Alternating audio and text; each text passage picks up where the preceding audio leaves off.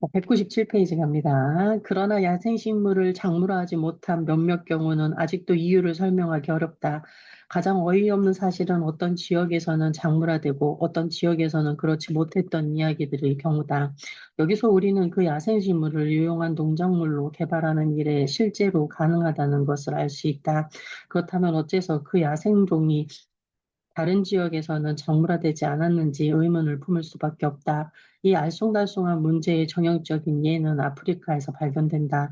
중요한 식물인 수수는 아프리카의 사헬지대, 구체적으로는 사하라 사막 바로 남쪽에 작물화되었다. 야생수수는 남쪽으로 남아프리카까지 자생하고 있었다. 지금부터 2000년 전 반투족 농경민들이 적도 이북 아프리카의 농작물을 모두 들여올 때까지 남아프리카에서는 수수는 물론이고 다른 어떤 식물도 작물화되지 못했다. 남아프리카 원주민은 왜 자력으로 수수를 사용을 하지 않았을까? 그에 못지않은 의문이 생기는 경우는 사람들이 서유럽과 북아프리카에 자생하던 아마와 발칸반도 남부에 자생하던 외토미를 작물화하지 않는 점이다. 이 두 식물은 비옥한 초승달 지대에서 제일 먼저 작용화된 8종의 농작물에 포함되므로 모든 야생식물 중에서도 아마 작물화하기가 가장 쉬운 식물이었을 것이다. 그 식물들이 자생하던 비옥한 초승달지대 바깥 지역들은 비옥한 초승달지대의 식량 생산용 동식물들이 유입되자 모두 기다렸다는 듯이 그 식물들을 재배하기 시작했다. 그렇다면 이 지역 사람들은 어째서 그 스스로 그 두 가지 작물 재배를 시작하지 않았을까?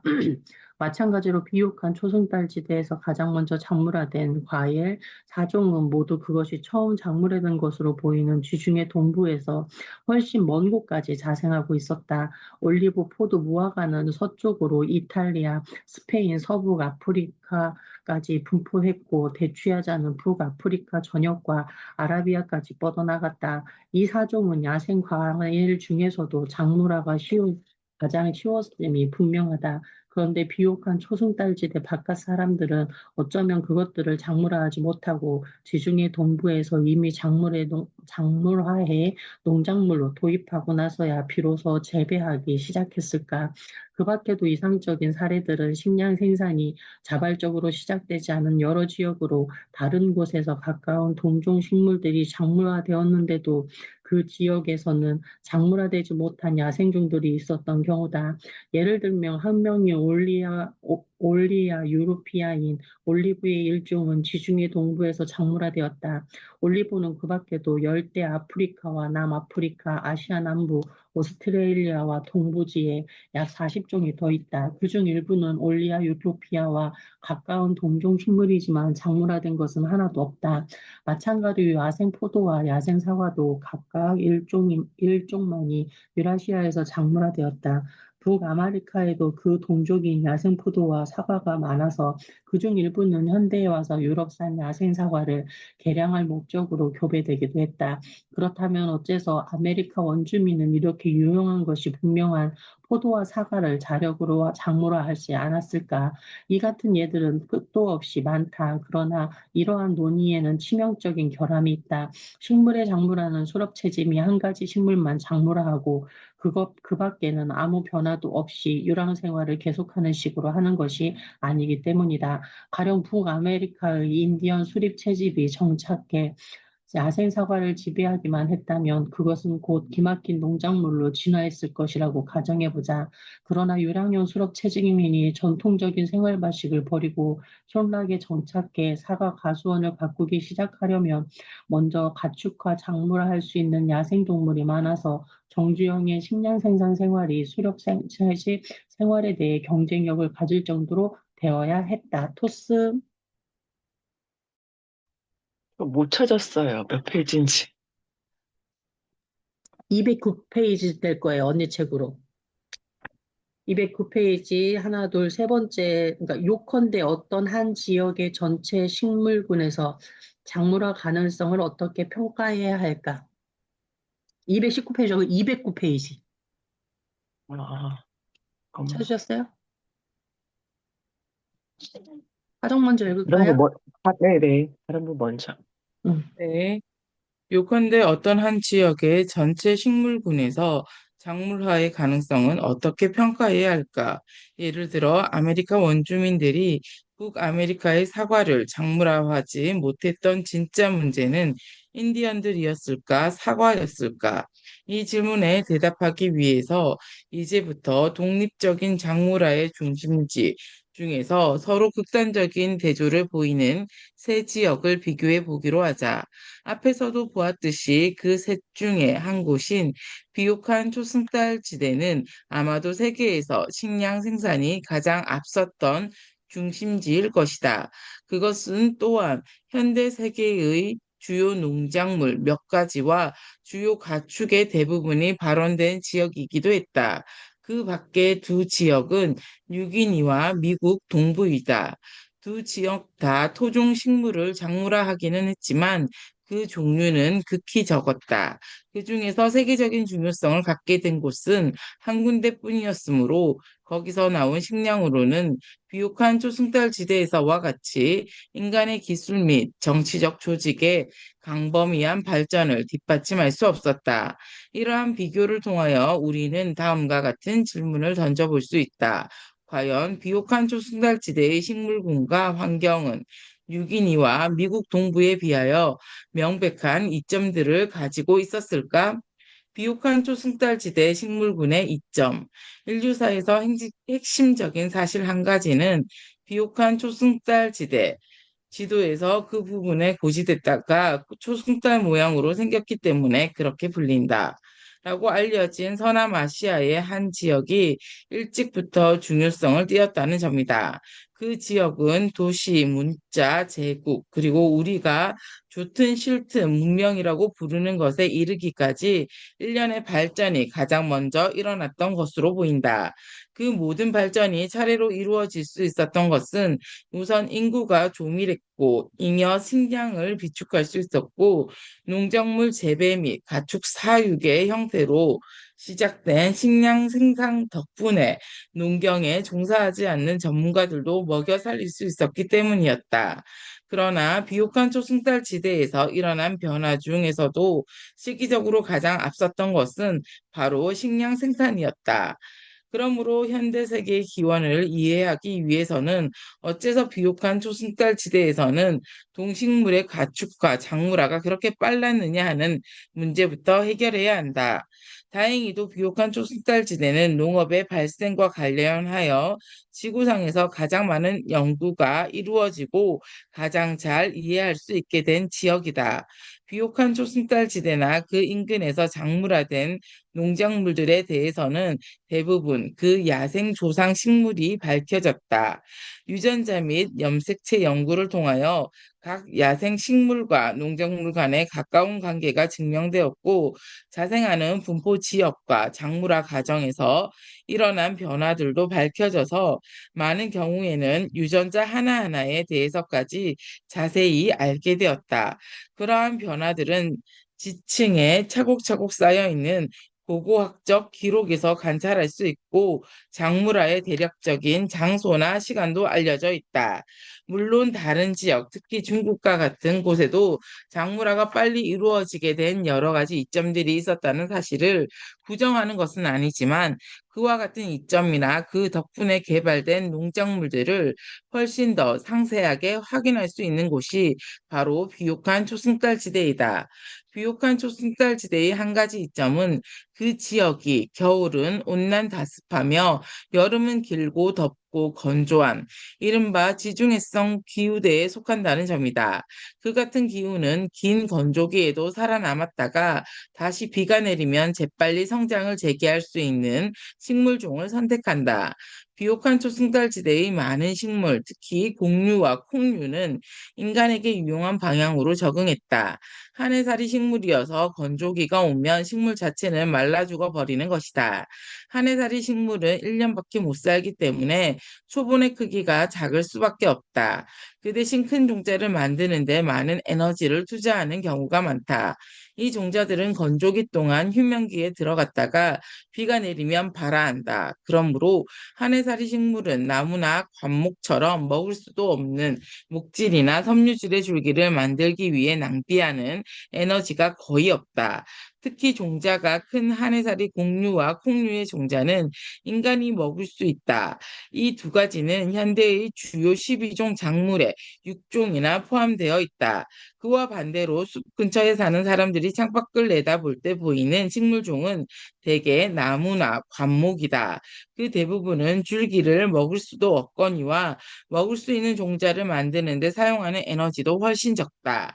물론 다우지대의 숲에는 먹을 수 있는 큰 종자를 만드는 나무도 덜어 있지만 이 종자들은 긴 건조기에 적응하지 못했기 때문에 인간이 오랫동안 저장할 수 없다. 비옥한 초승달지대 식물군의 두 번째 이점은 그 야생 조상이 이미 풍부하고 생산성이 높았던 경우가 많았다는 것이다. 또한 큰 군락을 이루고 있어서 수렵 채집민들도 금방 그 가치를 발견할 수 있었으리라는 점이다. 식물학자들은 만 년 전에 수렵 채집민들이 했던 것처럼 그와 같은 자생 군락지에서 종자를 채취하는 실험을 해보았다. 그 결과 해마다 1헥타르당 1톤에 가까운 종자를 수확할 수 있어서 겨우 1칼로리의 노동량으로 자그마치 50칼로리의 열량을 거둘 수 있다는 것이었다. 해마다 짧은 시간 동안 그렇게 막대한 양의 야생 곡류를 수확하고 그때부터 남은 기간 동안은 비축된 식량으로 살아갈 수 있었으므로 비옥한 초승달 지대의 일부 수렵 채집민들은 식물을 재배하기 전부터 이미 영구적인 촌락을 이루고 정착 생활을 시작했던 것이다. 토스. 비옥한 초승달 지대의 곡류는 야생 상태에서도 그렇게 생산성이 높았기 때문에 재배가 시작된 후에도 많은 변화가 필요하지 않았다. 앞장에서 이미 논의했듯이 중요한 변화, 자연적인 종자 분산 체제와 발화 억제물의 해체는 인간들이 그 종자를 밭에서 재배하기 시작하자 곧 신속하게 자동적으로 일어났다. 우리가 먹는 밀과 보리의 야생 조상들은 이미 농작물과 거의 흡사했으므로 각각의 조상을 밝혀내는 일에는 의심의 여지가 없었다. 종자가 큰 한해살이 식물은 작물화가 쉬웠기 때문에 비옥한 초승달 지대뿐 아니라 중국과 사헬에서도 가장 먼저 개발된 농작물이거나 아니면 그 중에 일부였다. 밀과 보리의 신속한 진화를 식대륙의 주요 곡류인 옥수수의 경우와 비교해보자. 옥수수의 조상일지도 모르는 야생식물은 테오신트다. 꽃의 구조와 종자가 지금의 옥수수와는 너무 딴판이어서 식물학자들 사이에서도 과연 이것이 옥수수의 조상인지에 대해서 지금껏 오랫동안 뜨거운 논쟁이 계속되고 있다. 테오신트는 식량으로서 수렵 채집민들에게 별다른 매력이 없었을 것이다. 야생 상태에서 비해 야생 밀에 비해 생산이 낮았기 때문이다. 또한 종자는 거기서 진화된 옥수수보다 훨씬 조금 열렸고 그나마도 먹을 수 없는 딱딱한 껍질에 쌓여 있었다. 그러므로 테오신트가 쓸모 있는 농작물이 되기 위해서는 먼저 생식 상태에 파격적인 변화가 일어나서 종자에 대한 투자를 크게 늘리고 그 돌 같은 껍질을 떼어버려야 했다. 고고학자들은 남북 아메리카에서 아주 조그맸던 고대의 옥수수가 사람의 엄지손가락만큼 커지기까지 과연 몇백 년 또는 몇천 년의 농작물 개발이 필요했는지에 대해서 지금도 활발히 논쟁을 벌이고 있다. 적어도 그 크기로부터 현대의 크기에 이르기까지 다시 수천 년의 세월이 더 걸렸던 것만은 명백한 듯하다. 밀과 보리의 눈에 띄는 장점들과 테오신트의 문제점 사이에 이 대조적인 차이는 곧 신대륙과 유라시아에서 인간 사회의 발전 양상이 서로 달라졌던 것에도 중요한 요인으로 작용했을 것이다. 비옥한 초승달지대 식물군의 세 번째 이점은 여기에는 암수 한 그루형 형제 꽃가루 바지 식물, 대개는 자화 수분을 하지만 가끔은 타화 수분을 하는 식물의 비율이 높다는 점이다. 원래 대부분의 야생식물은 원칙적으로 타화 수분을 하는 암수 한 그루 식물이거나 암수의 두 개체로 분리되어 있어서 수분을 하기 위해서는 다른 개체에 의존해야만 하는 식물이라는 사실을 돌이켜보자. 그와 같은 생식 생태는 초기 농경민들을 짜증나게 만들었을 것이다. 그들이 어떤 생산적인 돌연변이 식물을 발견했더라도 그 식물의 후손은 곧 다른 개체와 교배함으로써 부모 식물로부터 물려받은 장점을 잃어버리고 말았기 때문이다. 그러므로 농작물이 될 수 있었던 야생 식물은 대부분 전체 식물군에서 그 비율이 현저히 낮은 식물, 즉 자화 수분을 주로 하는 암수 한 그루 식물이거나 무성 생식으로 번식하는, 예를 들면 뿌리를 통하여 부모 식물을 유전적으로 복제하는 식물이었다. 따라서 비옥한 초승달 지대의 식물군에서 암수 한 그루형 제꽃 가리바지 식물의 비율이 유난히 높다는 것은 초기 농경민들에게 보탬이 되는 일이었다. 그것은 곧 인간에게 편리한 생식 생태를 가진 야생식물의 비율이 높다는 뜻이기 때문이다.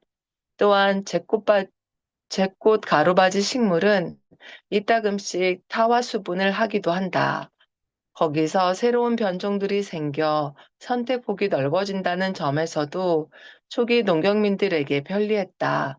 그렇게 어쩌다가 일어나는 타화 수분은 동일한 종에 속하는 개체끼리만이 아니라 서로 가깝지만 다른 종 사이에서도 발생하여 이종 간의 잡종을 만들어냈다. 비옥한 초승달지대의 제꽃 가루바지 식물 중에서 그렇게 생겨난 잡종이 바로 현대 세계에서 가장 소중한 농작물인 빵밀이다. 비옥한 초승달 지대에서 최초로 작물화된 8종의 중요한 농작물은 모두 제꽃 가루바지 식물이었다. 그리고 그 제꽃 가루바지 곡물 중 외톨밀, 에머밀, 보리 중에서 두 종류의 밀에는 단백질 함량이 높다. 8에서 14%. 높다는 또 하나의 이점이 있었다. 그와 대조적으로 동아시아와 신대륙에서 각각 가장 중요한 공유 농약물인 벼와 옥수수는 단백질 함량이 낮다는 것이 영양면에서 심각한 문제점으로 대두되었다. 서유라시아 지중해성 기후대의 남다른 이점. 이상에서 비옥한 초승달 지대의 식물군이 최초의 농경민들에게 유리했던 점들을 몇 가지 살펴보자. 결국 그 지역의 식물군에는 작물화에 적합한 야생 식물의 비율이 유난히 높았음을 알 수 있다. 그러나 비옥한 초승달 지대가 속해 있는 지중해성 기후대에는 서쪽으로 더 연장되어 남유럽과 아프리카 서북부의 많은 부분도 포함하고 있다.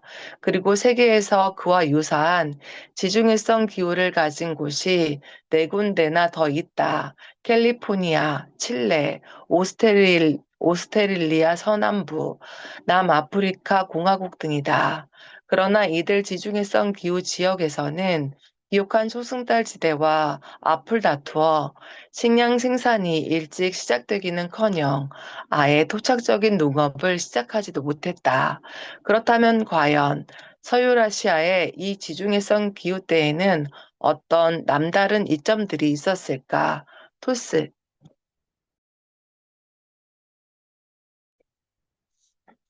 비옥한 초승달 시대는 다른 지중해성 기후대에 비하여 적어도 5가지 이점이 있었다는 사실이 밝혀졌다.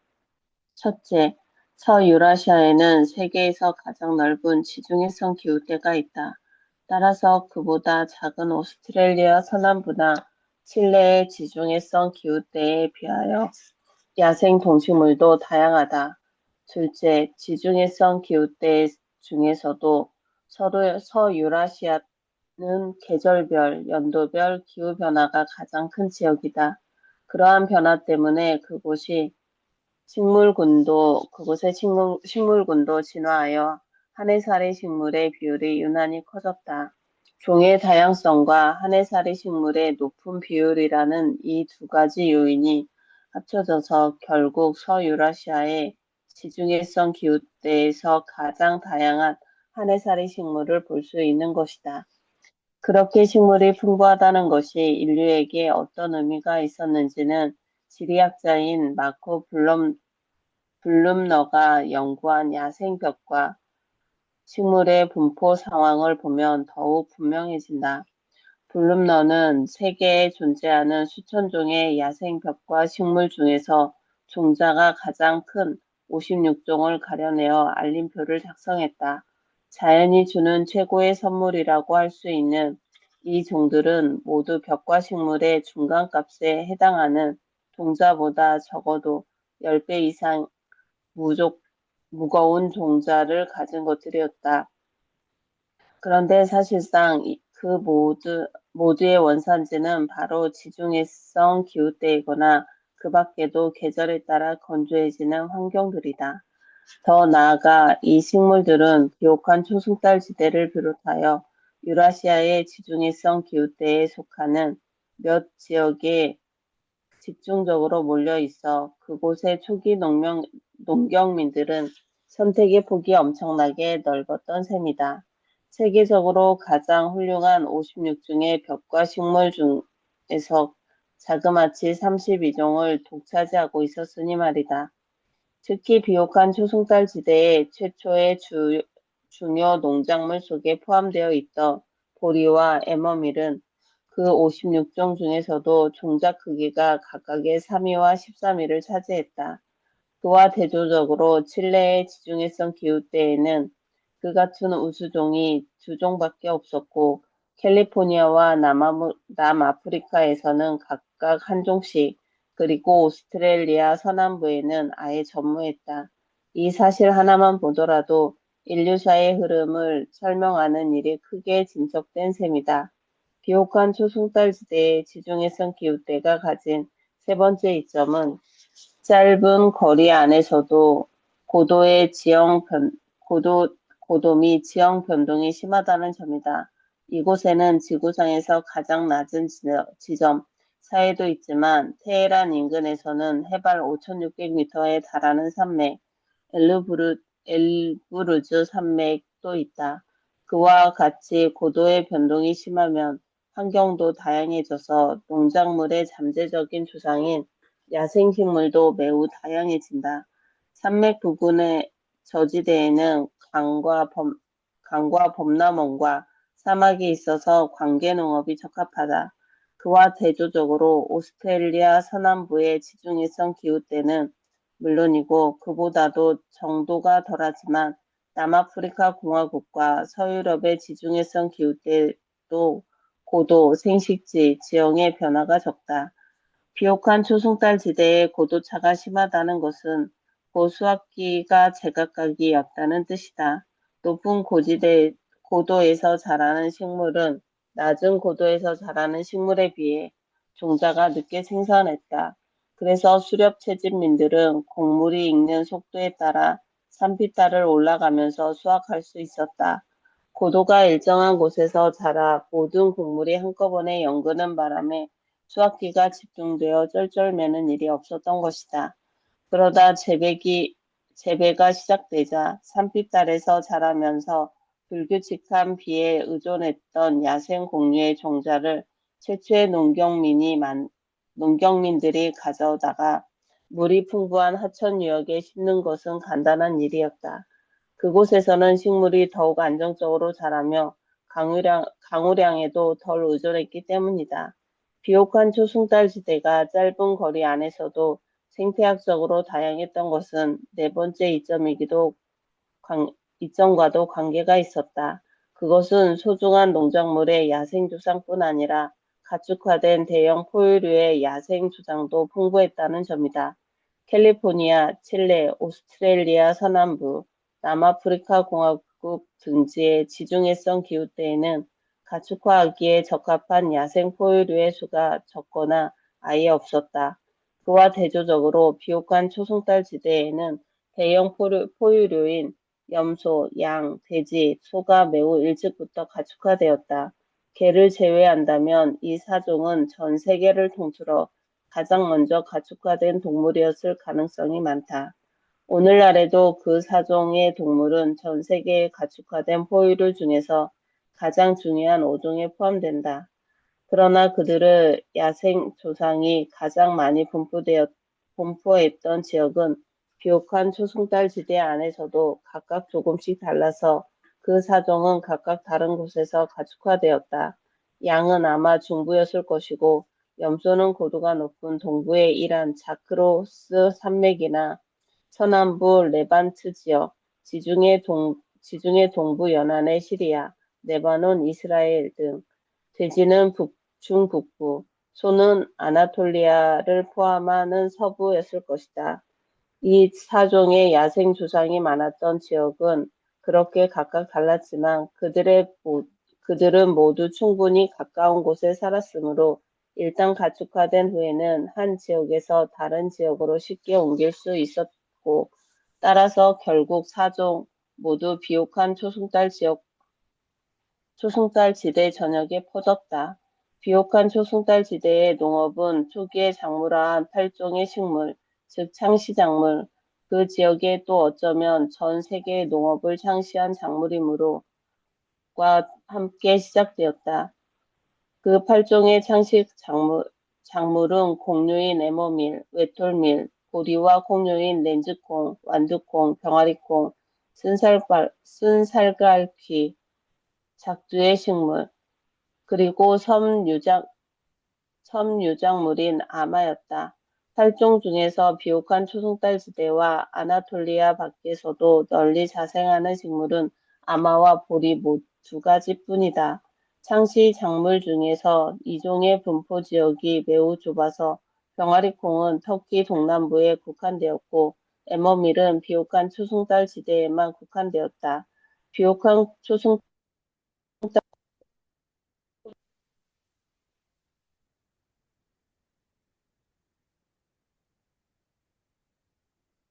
안 들려요, 언니.